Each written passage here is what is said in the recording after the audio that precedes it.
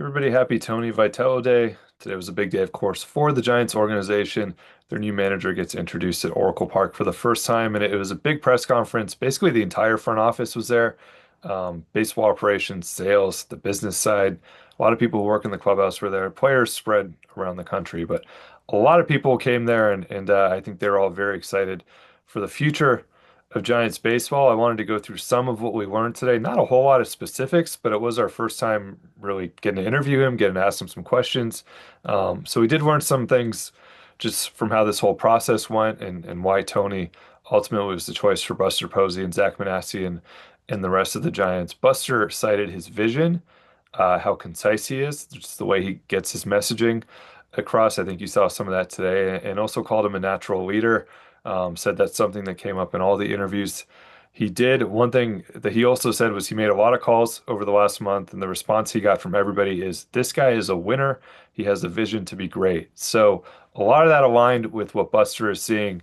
Tony, he said this was a dream come true, but called it a recent dream come true. Not something he really could have imagined. I mean, he is the first in modern baseball history to do what he's doing, which is go from college to the pros without any professional experience. Put on a number 23 jersey for the first time today. That was his first time wearing a professional baseball jersey. So a different day for him. I think you saw, you know, maybe some nerves at the beginning. I think you saw some humility from him talking about how important this is. I think he understands it's a big deal for college coaches as well and just for Major League Baseball. And it's a different way of doing things. There's a lot of pressure on him, but, seemed to handle the press conference well. And I know talking to a lot of Giants people who were there, people behind the scenes who have talked to him the last couple of days, who have met with him, who have heard him give talks, give little speeches around the ballpark. They were all thrilled. I think they were all very excited with the hire and the direction of this franchise. A lot came out of today. I wrote a long story at NBC Sports Bay Area about how we got here, how Tony Vitello became the choice. There's a lot that went into this. Never thought I'd write a story necessarily with like a horse racing group that was involved in a managerial search, but that was part of this. Jeff Berry, who's Buster Posey's maybe most trusted advisor, his former agent, now works for the Giants as a special advisor. He is part of a horse racing group. I don't know what they're called, a syndicate, ownership group, whatever they call them in horse racing, with Sean Kelly, who was a longtime big leaguer, Jason Worth. And Sean is one of Tony's best friends. And that was part of how this got started. Zach Manassian has known Tony for a while.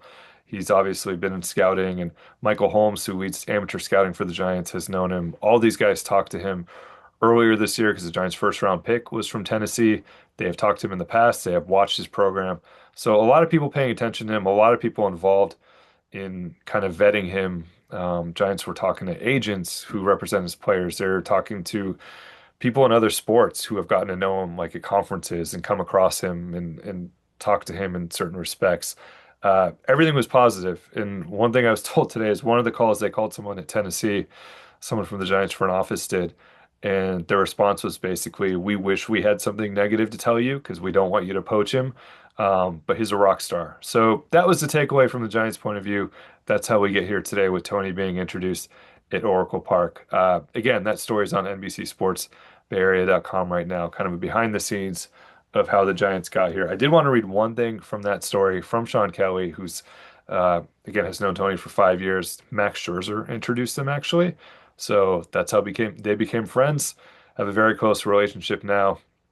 Sean was talking to him throughout this process, and Max was as well. They have a group chat, which Sean said is mostly for talking trash, but they were also talking on the phone a lot to Tony about Major League Baseball, what it's like. And he said one thing he told him is, I said, you may get other opportunities, but I don't know if you'll get to have a boss like Buster Posey. He's going to do what he has to do to win because he wants to win. He's all in.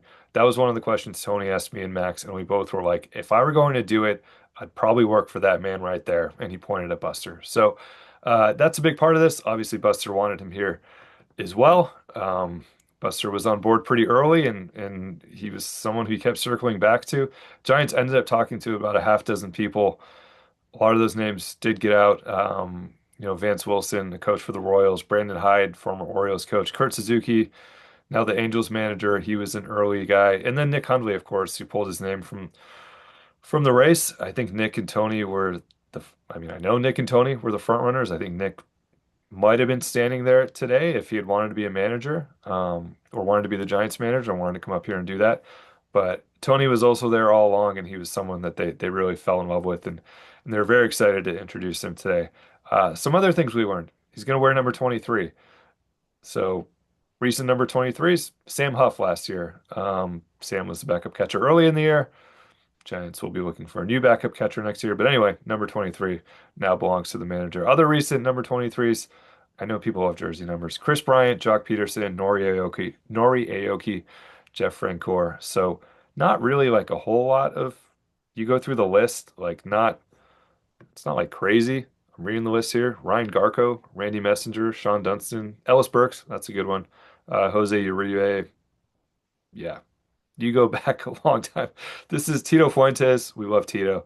Felipe Wu. We love Felipe. Not a number that's like famous in San Francisco. Obviously, it's famous in basketball. But Tony has a chance. I think, good number for him. Has a chance to make that his own if he's here for a while.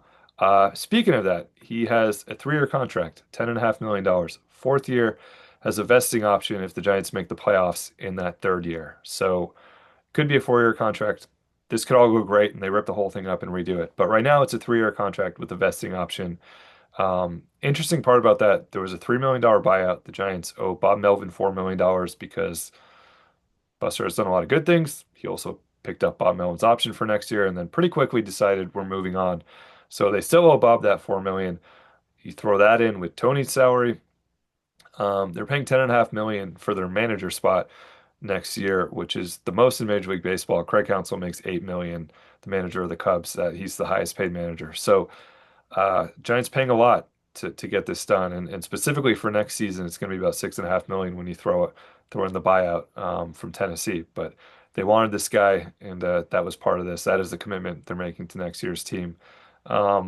Nothing on coaches today. Nothing really. I mean, the Giants are doing those interviews. I heard they've just started some of them. Like they're just getting going here.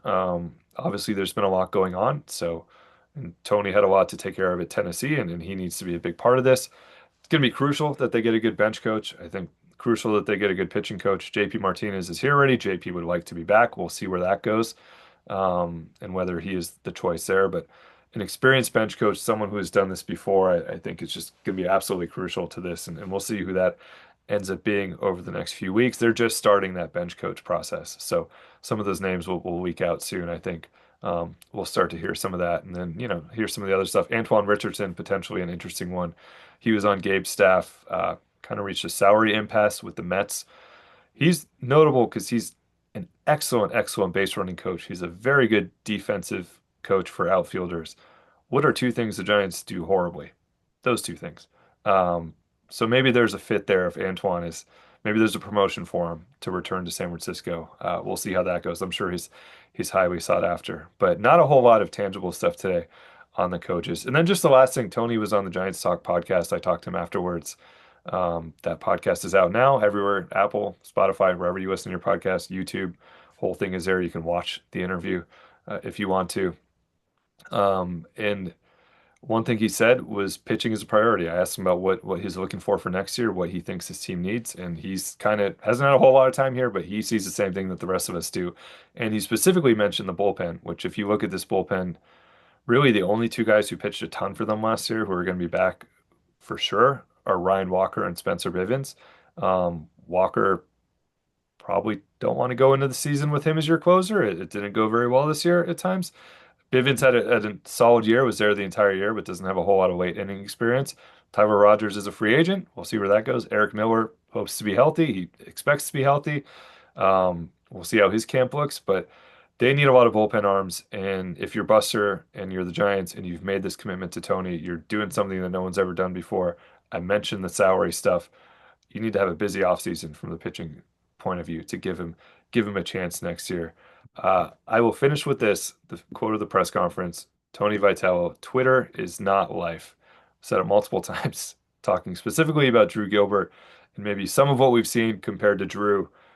Drew, the personality. Drew was on Giants Talk recently as well. So if you want to get him, maybe not the crazy Drew Gilbert, get a different side of Drew, you can go and listen to that or watch that. But Twitter is not life. That was Tony Vitello. He does not have a Twitter account. I don't know how he feels about YouTube, but anyway.